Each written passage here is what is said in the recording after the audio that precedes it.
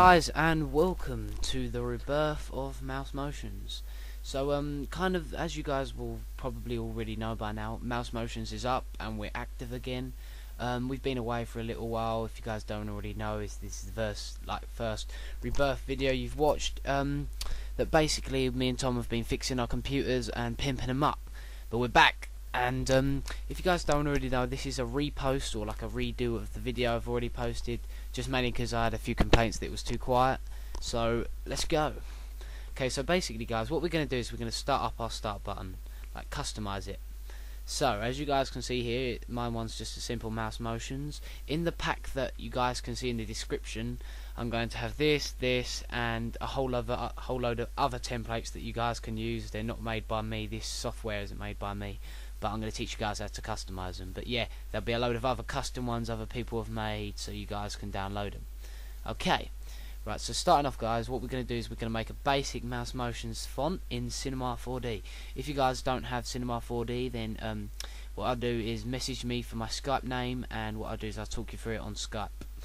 So as you guys can see, I've got Cinema 4D Studio R12. I prefer R12 to R11, however R11 does have a few things that R12 doesn't have, so you can probably get both. So guys, as you're going to go on, MoText. Now all I'm going to have in my MoText guys is MM. Just line this up like I am. All I'm going to have is MM, because that's all I want down the bottom. So MM, just like that. Oh, no thanks. So yeah, as you guys can see, all you're going to want is MM. Try and get it in the middle, just like I'm doing, and straighten line it straight up. Okay, so once you've got that, turn the depth to about 200. As you guys can see, now you guys will see whether you want it in the middle or not. See, that works perfectly. I like to see the little bit of the top of mine. So yeah, that's fine for me. And then change the font to whatever one you want. Because this is my new computer, I haven't installed any fonts at the moment, so all I'm going to use is this basic one. Oh, Impact looks quite cool. Yeah, that looks fine for now. So all I'm going to have is this basic MM. Just quickly, if you guys already haven't, change your output, all of that settings, like your width and height, to 128 by 720, just so you get that HD again.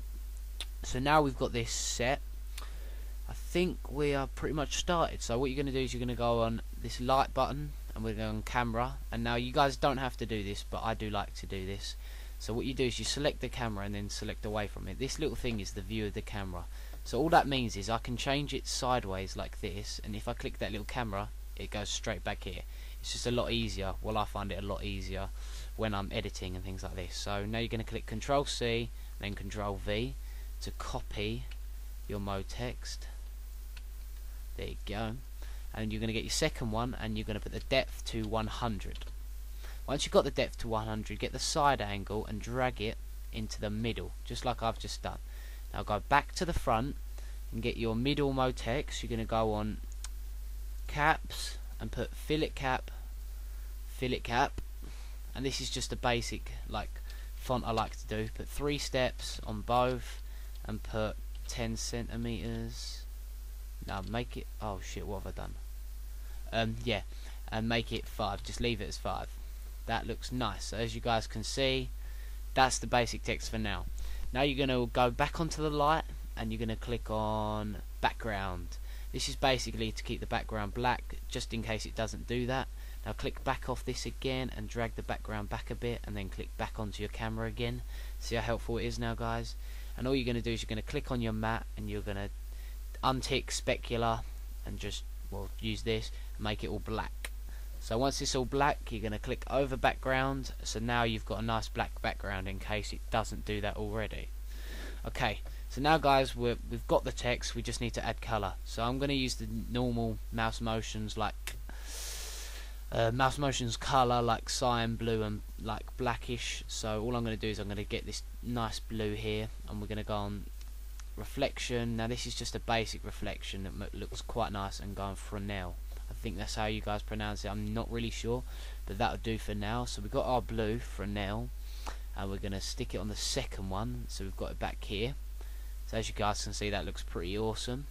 and now we're going to get our first one. And even though we're pretty much just having white, we're just going to make it kind of like a greyish, and we're going to have reflection on, and we're going to put Fresnel on again. So then we're going to drag that onto the Motex number 1, and then we've got our text done. So this is our text, guys. Like, you guys can do a more complicated ones if you like. Maybe you can have like flares around it, I don't know, but for now this is good for me. So now I'm just going to click save to desktop. Oh, yep, save to desktop and name it MM. Okay, then put it onto this, and I put it on JPEG. Put your format onto JPEG. If you guys also, I'm just going to change a few settings around here. If you guys want to know like my render settings, then just ask and I will do that for you. But yeah, I think that's good. So we're just gonna, oh hang on, output frame 0 to 0. Yes, so put it 0 to 0 and then render that out. See, that's done already. Nice. So once we've done that, we can exit. Just go on to favorites, right. So now you've done that, guys. All you're going to want to do is you want to open up Photoshop. Same things apply. If you want to know how to get Photoshop, just send me a message. So as you guys can see, what I'm going to do is I've provided a template. This will be like the main thing you can do. You can use other ones, but this template's probably one of the most accurate ones. Now if you guys have problems like when you click it over and it like the transition goes black a little bit, that's because you've gone outside of the template for that little box. So think of it, there's a little box in this corner, you've gone outside of it, so it makes it go black. So all you're going to do is, obviously you can change that by playing around with a few little things, you know, to make it work. So you can open the template, this one here, it's just a little Apple Windows one, but it kind of gives you quite a good idea of the borders you've got. So then I'm going to start a new document here. Doesn't really mean, like, it doesn't really matter what like width and height you have, and then you're going to open your MouseMotions here. To be honest, guys, all you want is you want to keep the black background, and then we're going to right click on MouseMotions and click move to new window, and we're just going to drag that down into there. So as you guys can see, we've dragged it down, and now you can just exit that, and we're going to make this smaller to fit on that page. Also, if you can make it small to fit on the next page, then that's fine. So when we've got that, we're just going to crop it into a square. So where's the crop tool? Here it is. We're just going to drag this into a square. So now we've got that. That is nice. We can use that.